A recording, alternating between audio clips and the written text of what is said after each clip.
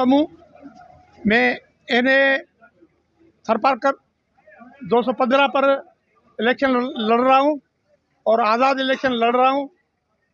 Basically मैं peoples party का माजी मेरा पूरा पीपल्स पार्टी में गुजरा है, लेकिन कुछ शिकायत आवाम की, मेरे भाइयों की, मेरे वोटर्स की, मेरे दोस्तों की शिकायत थी हमारी लोकल पीपी क्यादत से।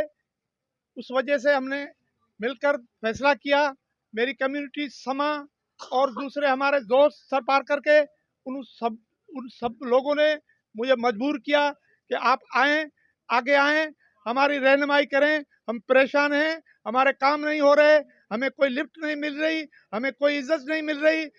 उस वजह से मैं अवाम, मेरे भाइयों, मेरे समा बिरादरी और दूसरी सर पारकर की अवाम की ख्वाहिशात पर आज़ाद उम्मीदवार के तौर पर असेंबली में 215 एनए पर लड़ रहा हूँ।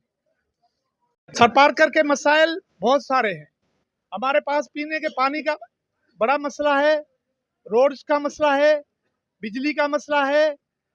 अवाम के बंदे जो एजुकेटेड हैं, उनकी एजुकेशन के बाद उनकी सर्विसेज के प्रॉब्लम्स हैं।